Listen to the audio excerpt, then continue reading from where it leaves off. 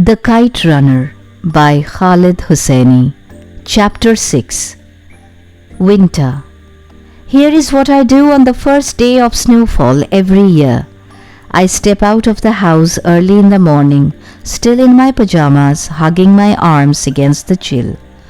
I find the driveway, my father's car, the walls, the trees, the rooftops, and the hills buried under a foot of snow.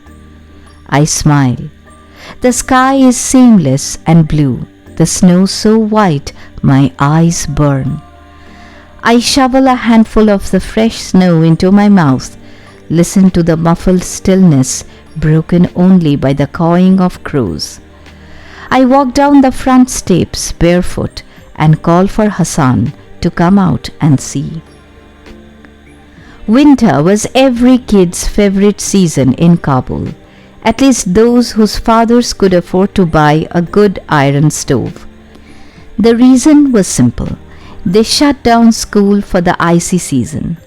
Winter to me was the end of long division and naming the capital of Bulgaria and the start of 3 months of playing cards by the stove with Hassan, free Russian movies on Tuesday mornings at Cinema Park, sweet turnip korma over rice for lunch after a morning of building snowmen. And kites, of course, flying kites and running them. For a few unfortunate kids, winter did not spell the end of the school year. There were the so-called voluntary winter courses. No kid I knew ever volunteered to go to these classes. Parents, of course, did the volunteering for them. Fortunately for me, Baba was not one of them. I remember one kid, Ahmed, who lived across the street from us. His father was some kind of doctor, I think. Ahmed had epilepsy and always wore a wool vest and thick black-rimmed glasses. He was one of Asif's regular victims. Every morning I watched from my bedroom window as their Hazara servant shoveled snow from the driveway, cleared the way for the black Opel. I made a point of watching Ahmed and his father get into the car. Ahmed in his wool vest and winter coat, his school bag filled with books and pencils. I waited until they pulled away, turned the corner, then I slipped back into bed in my flannel pajamas. I pulled the blanket to my chin and watched the snow-capped hills in the north through the windows. Watched them until I drifted back to sleep. I loved winter time in Kabul. I loved it for the soft patterning of snow against my window at night, for the way fresh snow crunched under my black rubber boots, for the warmth of the cast iron stove as the wind screeched through the yards, the streets. But mostly because as the trees froze and ice sheathed the roads, the chill between Baba and me thawed a little. And the reason for that was the kites. Baba and I lived in the same house, but in different spheres of existence. Kites were the one paper-thin slice of intersection between those spheres. Every winter, districts in Kabul held a kite-fighting tournament. And if you were a boy living in Kabul, the day of the tournament was undeniably the highlights of the cold season. I never slept the night before the tournament. I'd roll from side to side, make shadow animals on the wall, even sit on the balcony in the dark, a blanket wrapped around me. I felt like a soldier trying to sleep in the trenches the night before a major battle, and that wasn't so far off. In Kabul, fighting kites was a little like going to war. As with any war, you had to ready yourself for battle. For a while, Hassan and I used to build our own kites. We saved our weekly allowances in the fall, dropped the money in a little porcelain horse Baba had brought one time from Herat. When the winds of winter began to blow and snow fell in chunks, we undid the snap under the horse's belly. We went to the bazaar and bought bamboo, glue, string and paper.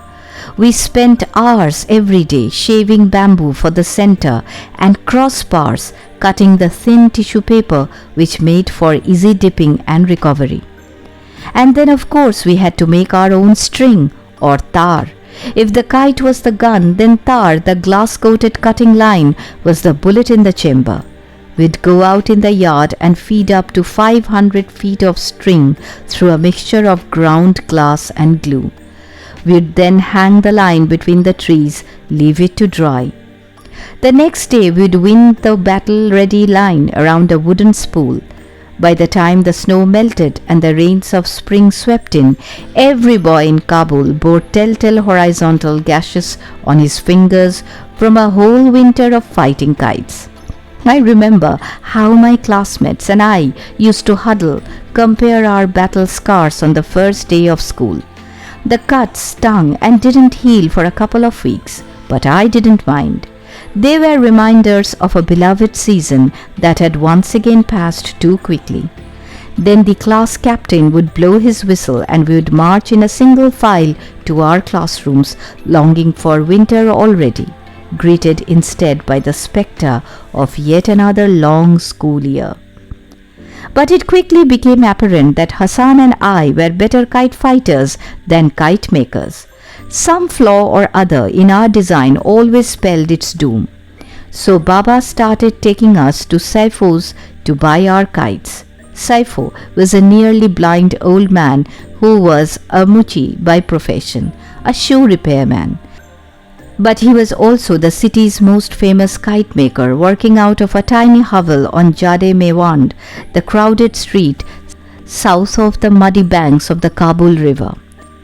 I remember you had to crouch to enter the prison cell-sized store and then had to lift a trapdoor to creep down a set of wooden steps to the dank basement where Saifo stored his coveted kites. Baba would buy us each 3 identical kites and spools of glass string.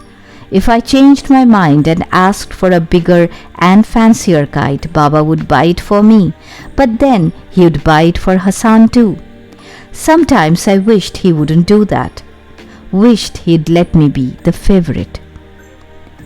The kite fighting tournament was an old winter tradition in Afghanistan. It started early in the morning on the day of the contest and didn't end until only the winning kite flew in the sky. I remember one year the tournament outlasted daylight. People gathered on sidewalks and roofs to cheer for their kids. The streets filled with kite fighters jerking and tugging on their lines, squinting up to the sky, trying to gain position to cut the opponent's line. Every kite fighter had an assistant, in my case Hassan, who held the spool and fed the line.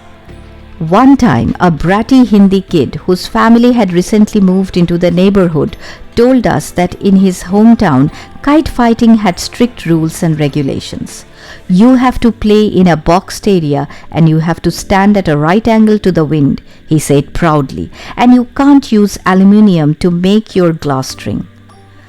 Hassan and I looked at each other, cracked up. The Hindi kid would soon learn what the British learned earlier in the century and what the Russians would eventually learn by the late 1980s. The Afghans are an independent people. Afghans cherish customs but abhor rules, and so it was with kite fighting. The rules were simple. No rules. Fly your kite. Cut the opponents. Good luck. Except that wasn't all. The real fun began when a kite was cut. That was where the kite runners came in, those kids who chased the wind-blown kite drifting through the neighborhoods until it came spiraling down in a field, dropping to someone's yard, on a tree or a rooftop.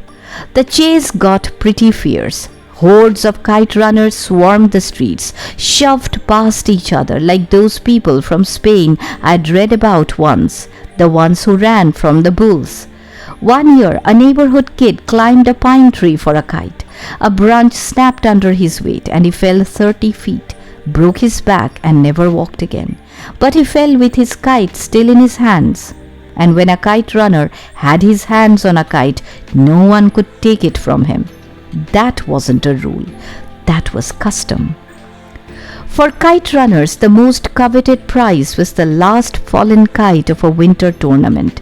It was a trophy of honor, something to be displayed on a mantle for guests to admire. When the sky cleared of kites and only the final two remained, every kite runner readied himself for the chance to land this prize. He positioned himself at a spot that he thought would give him a head start. Tense muscles readied themselves to uncoil. Necks craned, eyes crinkled, fights broke out. And when the last kite was cut, all hell broke loose.